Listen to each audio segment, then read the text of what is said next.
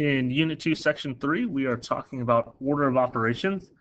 You've probably worked with order of operations in the past, and you've probably heard of PEMDAS in the past. So PEMDAS stands for parentheses, exponents, multiplication, division, addition, subtraction. You may have heard, please excuse my dear Aunt Sally. What we want to do this year is change that to GEMDAS or GEMDAS, which doesn't really make any sense, but we want to change those parentheses to what we call grouping symbols. Okay, because grouping symbols include more than just parentheses. So grouping symbols are going to include brackets. A fraction bar is also a grouping symbol. Absolute value bars, which you saw in Unit 1, can serve as grouping symbols. So there's more to it than just parentheses. So we're going to say grouping symbols, exponents, multiplication and division, addition and subtraction. If you look, we wrote multiplication and division at the same level and addition and subtraction at the same level, because even though they come, multiplication comes first in the way we say it and addition comes first in the way we say it, they're really at the same level. So if we have multiplication and division at the same time, we're going to go from left to right. If we have addition and subtraction at the same time, we're going to go left to right, or else we won't wind up with the correct answer. So let's look at some examples of evaluating expressions when we're going to have to use order of operations. So for our first example, we have 58.4 minus 4 times 9.2. Remember, if we have a number, parentheses, another number, we're going to multiply. So let's walk through our order of operations. We don't have any grouping symbols. Yes, there are parentheses here, but there's nothing going on in those parentheses, so they're not really grouping symbols. We don't have any exponents. We do have multiplication, so that's the first thing we're going to have to do. So we'll rewrite 58.4, and then we'll go ahead and multiply 4 times 9.2, which will give us 36.8. At this point, all we have left is subtraction, so we can go ahead and subtract, and we'll get 21.6.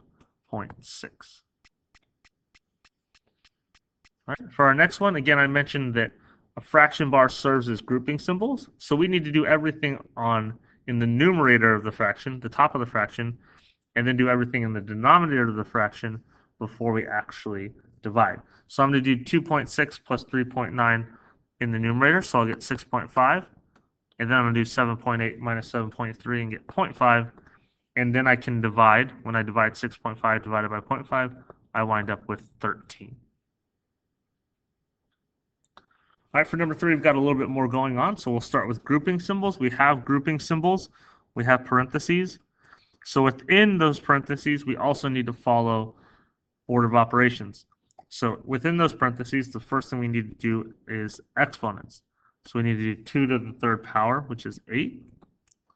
Now that we're here, we still have parentheses. We still have grouping symbols. So we need to subtract 16 minus 8 and get 8. And then all we have left is multiplication. So we'll get 56. Number 4, we've got even more going on. So we need to start with grouping symbols. So if you look, we have brackets that are outside of parentheses. So the brackets are our first grouping symbol. And within the brackets, we need to do the parentheses first. So we have 90 divided by, I'm going to open up brackets and then open up parentheses. 82 minus 77 is 5. I can close those parentheses. Times 9, close up the brackets. Again, we still have grouping symbols, so we need to do 5 times 9 before we do anything else. 5 times 9 is 45. So then we can do 90 divided by 45 and get 2. So when we got to this point, we have division and we have multiplication, but the multiplication is within the brackets, so we have to do that first. In the next section, we're evaluating variable expressions again. So as we've talked about in the past couple of sections, that just means to plug in the numbers for the variables and then evaluate. So we're given a equals 16, b equals 8, and c equals 7. So for our first one, we have 8 times c, and I'll plug in 7 for c, divided by 4. And now I can follow order of operations. We have multiplication and division, which are on the same level, so we're going to go left to right. So we'll do 8 times 7 first, which is 56. 56 divided by 4 is 9. For number 2, we have c plus 5 in parentheses. We'll replace that c with a 7 plus 5 divided by 6. Order of operations tells us to do the grouping symbols first. In this case, those are parentheses. 7 plus 5 is 12. And we can divide 12 divided by 6 and get 2. For number 3, we have a fraction bar, which will serve as, what that means is that I need to work out the numerator, then work out the denominator, and then divide at the end. So I have 2 times a, which in this case is 16, over 15 minus c, and c is 7. So I can work out the numerator. 2 times 16 is 32. I can work out the denominator. 15 minus 7 is 8. Then I can divide. 32 divided by 8 is 4. Number 4 is pretty complicated, but I'm going to let you guys try that one yourself.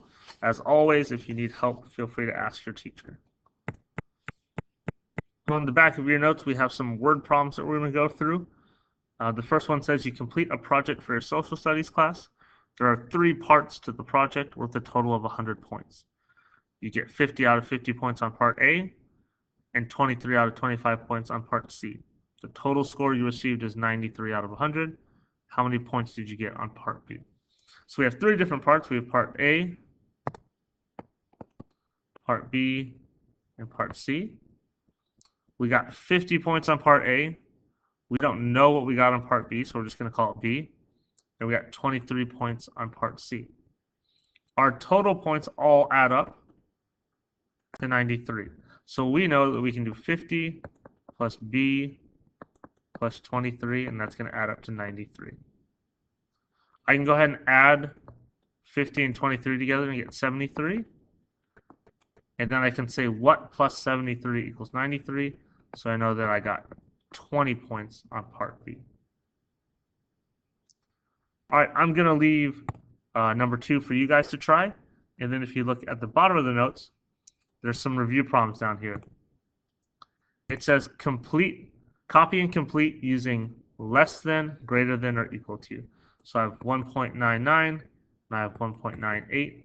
Remember, we always want to open towards the greater number, or as I say, the Pac-Man wants to eat the bigger number. So in this case, 1.99 is the bigger number, so I'm going to open that way. So this would read 1.99 is greater than 1.98. All right, the rest of the review problems are for you. That is the end of the Unit 2, Section 3 video.